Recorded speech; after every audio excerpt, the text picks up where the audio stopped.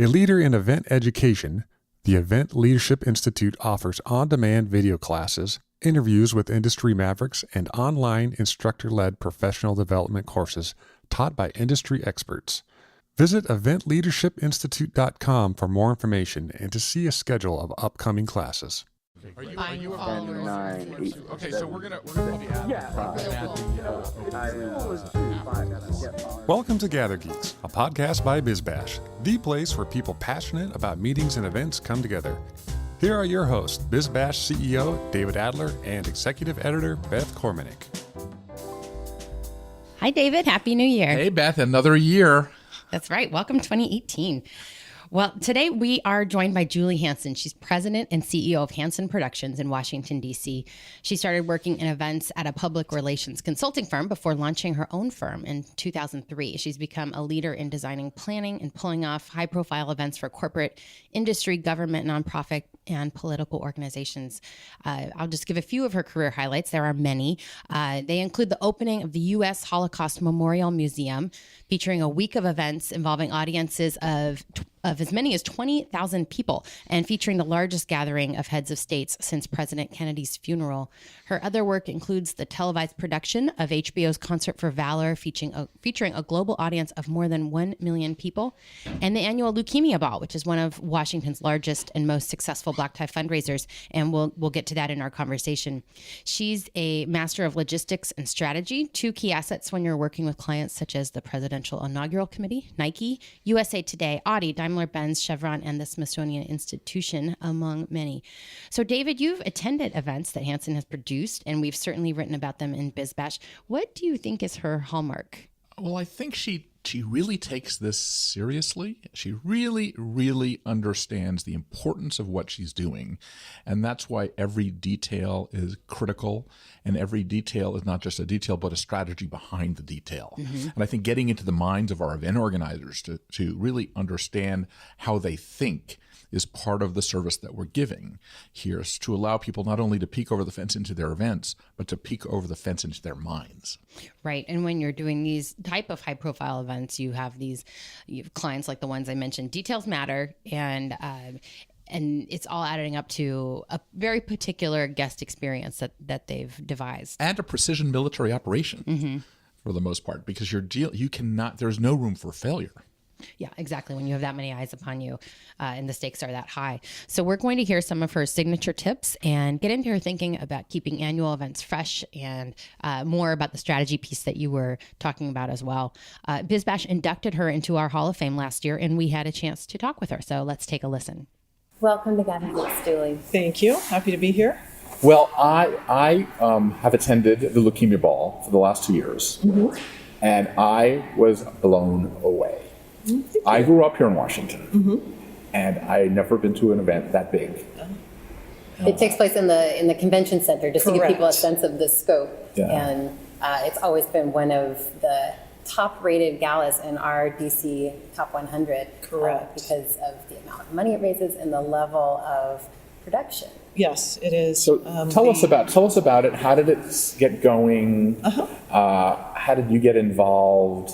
Yes. You're still smiling. I love that event. It is a great event in the city. It is the largest black tie fundraiser for a nonprofit in the city. It is at the convention center. It has about anywhere from 1,700 to 2,000 people attend each year. This year we just celebrated our 30th anniversary. And next year will be my 20th anniversary in producing the event. And it started 30 years ago with the executive director at the time, David Timko, who you saw at the event this year, was retiring from the society. And he and the top accounting firms put together an event the first year. And I think they had 400 people and raised $80,000. And it has just grown from there. And this past year, I think we raised $4.1 million.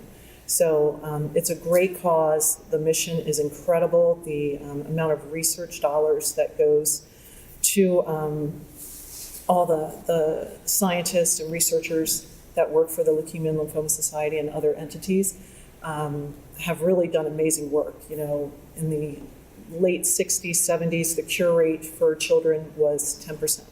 It's now over 90%. So you can really see what an event like this does.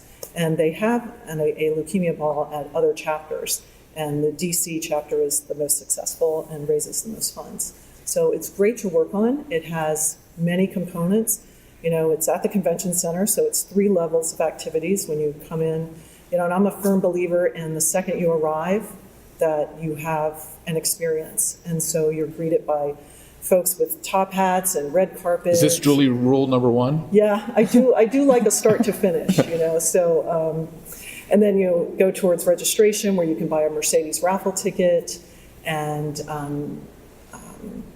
get registered for the auction. We have over 500 auction items. And then the chairman's reception is on the 2nd floor, and then you go upstairs to the big auction and then into the ballroom for the dinner itself.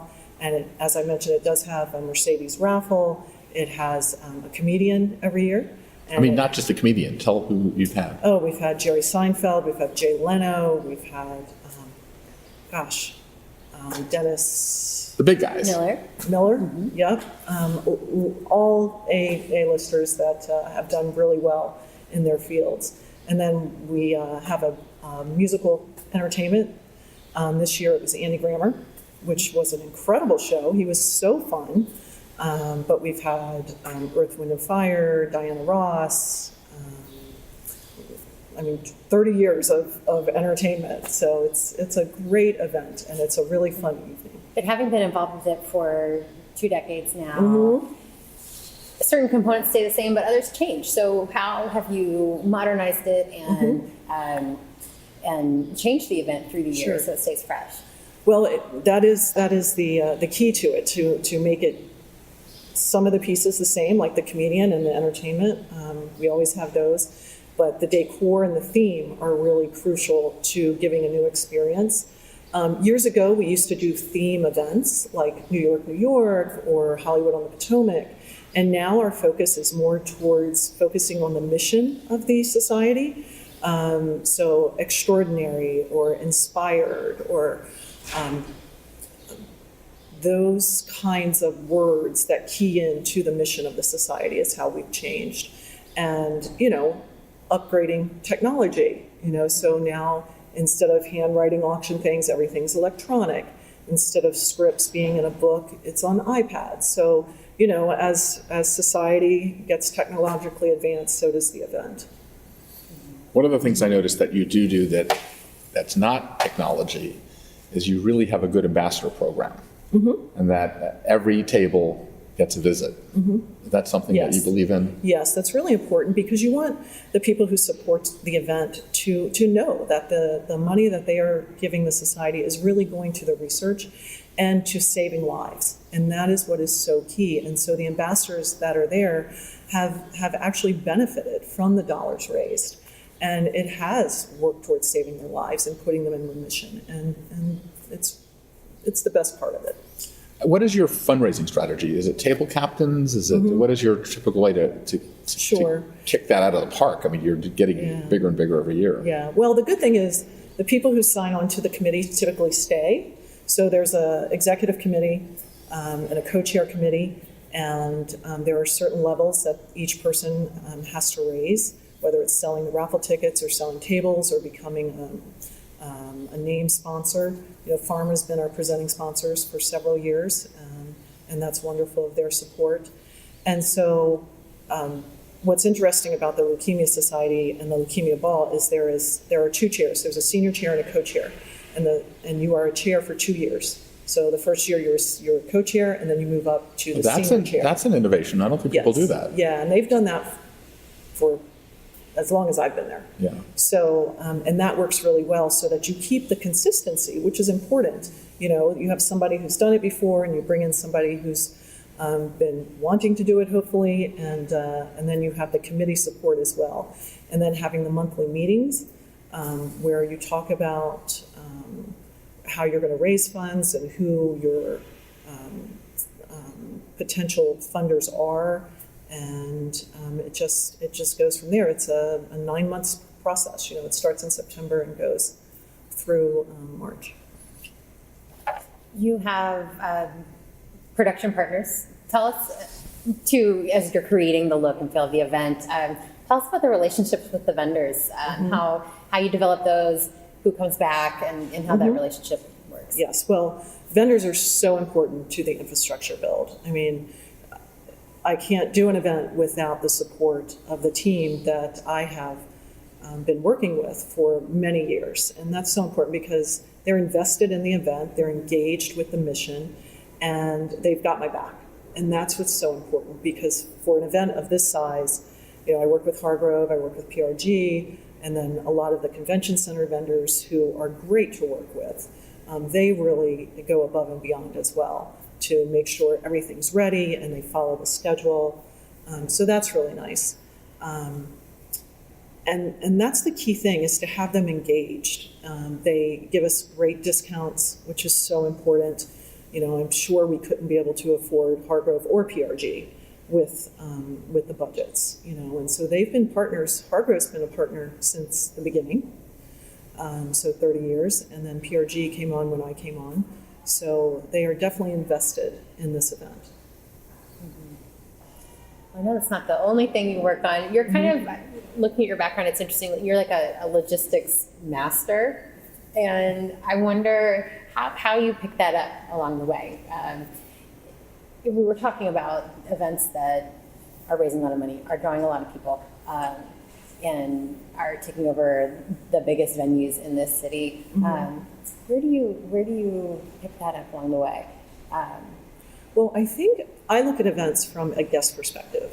And so when I create the timeline and the production schedule and such, I also look at what a guest is experiencing when they arrive, what they see, what the signage is, what the volunteers are doing, what they're being told as they go along. And that's really important. I think some of it's, you kind of just know it. You just like, well, if that's not going to work. If they're going to turn that way, the sign can't go there. So you kind of get the feel of what you have to do. And just from years of doing events, it has evolved. So it used to be I would do a full staffing plan and distribute the plan years ago. Now I've gotten to doing staffing cards for all the volunteers and all my staff, so that everybody has their own individual staffing timeline.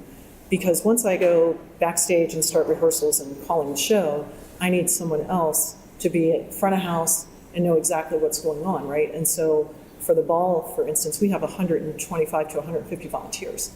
We can't be available to answer every little question. So, creating this timeline for them that they're given during the briefing, we answer questions, we take them on walkthroughs, so that they know as much as they can possibly know in a short time frame, but answers the big questions. And so just things like that have evolved through the years that are really helpful.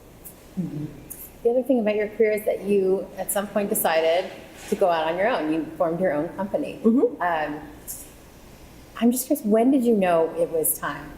It really came about when my kids were 3 and 4, around that age, and I was, still doing the crazy hours and not seeing them very much. And I was like, I gotta step back for a little bit. So I did, and started my own company with just a couple events. And as they got older, I was able to take on a little more. And then, it just grew. As they grew, the business grew. So I was still able to spend so much more time with them. I still had to work in the evenings, but I could be home to make dinner and have dinner and put them to bed. And that was really important to me, to be able to have that time with them. Do you have advice for people that want to be the new Julies on how to get into this business or not get into this business? What is your advice, your 21-year-old advice to the newbie? I would say get a lot of sleep Yeah. when you can. But for me, it's really important for new folks to actually work events, like try to intern, try to volunteer, because what I have seen when I've had friends say, "Oh, can my daughter come do this?" They see the glamorous side, and they don't understand that you're there at 3 a.m. making sure that load-in is going correctly, and you're rewriting that script because that person canceled, and now you've got to move this. And so that's the first thing, to really understand what it means to do events. And then to figure out what kind of events do you want to do. Do you want to do weddings? Do you want to do corporate? Do you want to do conferences? Do you want to run a venue? So there's all those pieces to think about. And then, are you good at logistics? Like, are you into details? I think that's really important. So that's kind of the advice. But where does the strategy head and the logistics head differ? I mean, do you have to have both, or do you where is the conceptual strategy piece and the logistics thing? Because not everyone's good at both. Yes. Well, it's important to have conversations with the client because you want to understand their goals and their expectations. That is crucial. And then if they say, we really want to focus on the sponsors and the activations, then you know when you're writing the script that, okay, we're gonna acknowledge them, we're gonna have this person come up, we're gonna do X, Y, Z. If they say, we really want to focus on the mission, like that is bottom line, then that becomes the focal point of the decor and the signage and the video content. So it really starts with that conversation. Mm-hmm. And then you have to have the logistics on top of it because, it's the logistics and the content together that make people want to come back to an event. Mm-hmm. And how did you know which events you wanted to do? So that's a foundational question people need to ask. How did you answer that? Well, I started with a lot of corporate and dedications, logistics. I just really like the logistics. I never really did a lot of social, like weddings, bar mitzvahs, that kind of thing. So I gear towards those types. The outdoor concerts, I do a lot of athletic events and permitting, the galas. So that's kind of my focus. It has more straight logistics that I like. Right. Mm-hmm. So how do people get in touch with you? How do people find this? You're like a military commander, it sounds like. I sometimes say I'm the circus person who keeps the ringmaster keeps it all moving about. So it's Hanson Productions, and on Instagram. No, I don't really do a lot of social media. Email address? Yes. Someone wants to get in touch with you? Yes, it's Jewel, Jewel _Hanson, Hansom, at msn.com. Great. Perfect. Yeah. Thank you for joining us. And I'm sure they can find me through you as well. Exactly. Thank you so much. All right. Thank you for having me. So, David, we're back in our studio, and considering we're at the start of the new year, let's talk about fresh starts. Julie Hanson took the leap 15 years ago and started her own firm. Do you think a lot of event producers have that entrepreneurial itch?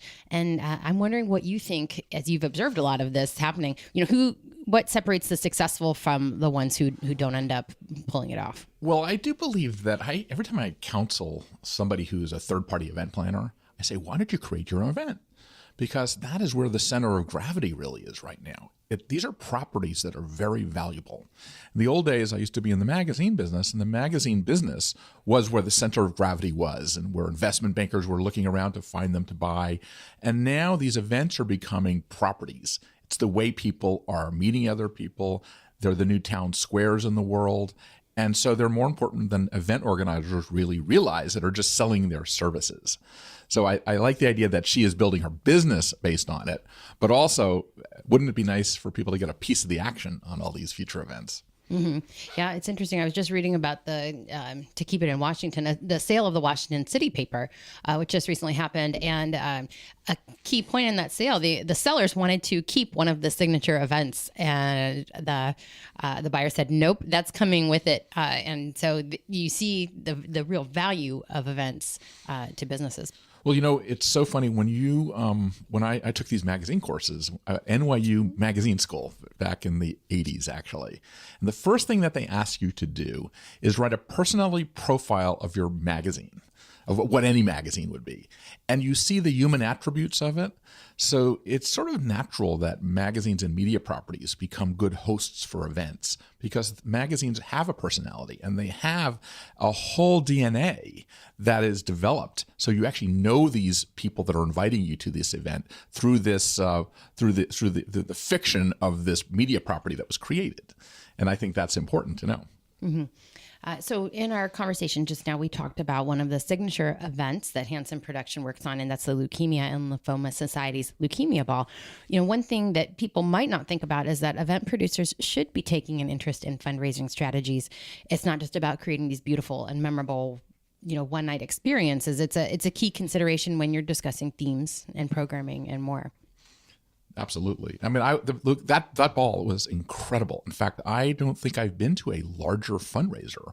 And I grew up in Washington, D.C., and I was sort of shocked at how big that fundraiser was and how engaged everybody was at the event, and how they used the programming to tug at the heartstrings, but also made it so it was very personal. And they combined the concept of a trade show and a gala event and a way for people to meet each other. And they made great use of, I think we mentioned this, the ambassador program that they had. That was very effective in engaging lots of people to be part of the event. Mm-hmm. And as an event producer or planner, you should know how much money the benefits you work on raise. Absolutely. And you should be passionately wanting to help grow that all the time. Right, exactly. It's a feather in your cap. Absolutely. So, Beth, what's going on at BizBash? All right, so we're into a new year, which means everyone is looking forward, and our editorial team has been producing several stories that preview 2018. So from the hottest venues set to open in cities across the U.S. and Toronto, from tech predictions to what's in store for the biggest events and how to use this year's Pantone color of the year. So they're all on bizbash.com on our 2018 preview page, and you can also get those via our social media channels. That's great. And, we also just launched actually recently the new BizBash North American Venue Awards, which is going to come out in the spring.